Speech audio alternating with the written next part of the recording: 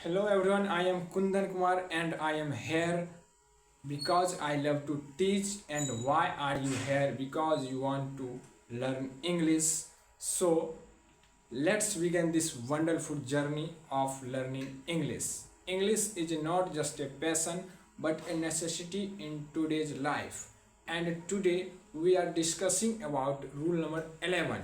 Rule number 11 is तो rule number 10 तक हम लोग इससे पहले देख चुके हैं और रूल नंबर 11 अभी देखने वाले हैं। रूल नंबर 11 के बारे में अभी हम बात करेंगे। 10 और 11 में जो है डिफरेंस सिर्फ एक चीज़ का डिफरेंस है, बाकी सेम है। वो डिफरेंस क्या है जरा गौर कीजिए। जैसे रूल नंबर 10 क्या कहता है, जब वाक्य में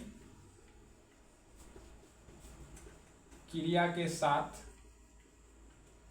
जब वाक्य में क्रिया के साथ वाला है, वाली है, वाले हैं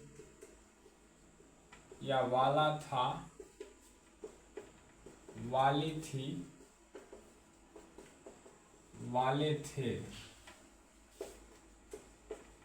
आदि लगा रहे, आदि लगा रहे, आदि लगा रहे तो इसका अनुवाद इस नियम से करेंगे, इस नियम से करेंगे। तो ये तो हो गया हमारा रूल नंबर 10, लेकिन हम अभी पढ़ाने वाले हैं रूल नंबर 11। तो डिफरेंस क्या है रूल नंबर 10 और 11 में, इसको जरा गौर कीजिए। डिफरेंस जो है रूल नंबर 11 का जो सेंटेंस आएगा उसमें सिर्फ वाला है नहीं आएगा, बल्कि यहाँ पे आ जाएगा ही वाला है, ही वाला है या ही वाली थी या ही वाले हैं। तो इसका स्ट्रक्चर क्या होगा जरा देखिए। स्ट्रक्चर में भी चेंज आएगा। Subject plus is are am, is are am same चीज है। यदि सेंटेंस पास्ट में रहे तो वाज वेयर आएगा। रूल नंबर 10 भी यही कह रहा था। तो इज आर एम की जगह क्या आ गया, वाज वेयर। और इसमें जो बढ़ेगा जो चीज उसको गौर करना है। इसमें बढ़ जाएगा बस अबाउट। क्या बढ़ जाएगा, अबाउट। अबाउट के बाद टू आएगा, इसके बाद वर्ब और उसके बाद ऑब्जेक्ट। तो 10 और 11 का फर्क आप लोग देख लिए। फर्क क्या है, एक स्ट्रक्चर में सिर्फ इतना फर्क है कि इसमें एक एक्स्ट्रा अबाउट आ गया। और पहचान में क्या फर्क है, बस इसमें ही आ गया है। सब के साथ यहाँ पे ही आ जाएगा। ही वाली है, ही वाले थे, ही वाला था, ही वाली थी शुरुआत में। अब एग्जाम्पल देखिए, आइए एग्जाम्पल करते हैं, एकदम क्लियर हो जाएगा एग्जाम्पल से। वह दिल्ली से आने ही वाला, आने ही वाला है। वह दिल्ली से आने ही वाला है।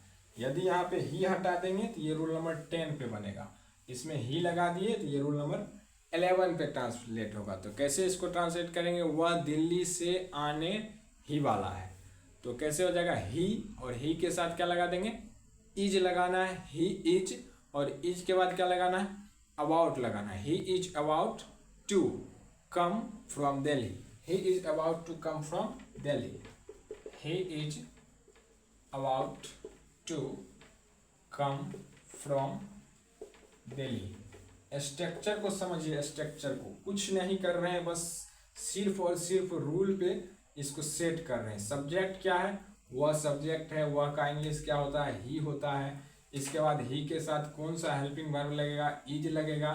सबको मालूम है कि ही के साथ इज लगता है। और इज के बाद हमारा स्ट्रक्चर क्या कर रहा है, स्ट्रक्चर कर रहा है अबाउट लगाने तो अबाउट लगा दिए। उसके बाद स्ट्रक्चर कर रहा है टू लगाने के लिए टू लगा दिए। इसके बाद स्ट्रक्चर कर रहा है वर्ब का फर्स्ट फॉर्म लगाने के लिए वर्ब का फर्स्ट फॉर्म लगा दिए। उसके बाद जो भी ऑब्जेक्ट है वो लगा दिए फ्रॉम दिल्ली। एकदम सिंपल सा स्ट्रक्चर है, बहुत ही आसान। चलिए दूसरा एग्जाम्पल करते हैं। तुम गीत गाने ही वाली थी।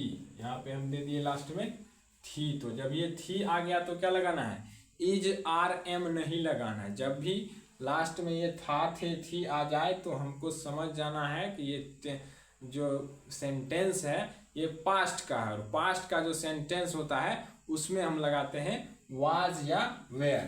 तो तुम के साथ क्या लगाएंगे, तुम के साथ वेयर लगाएंगे, you were about, you were about to, you were about to गीत गाने का क्या हो जाता है, sing a song, you were about to sing a song. ठीक है, और एग्जांपल देख लीजिए,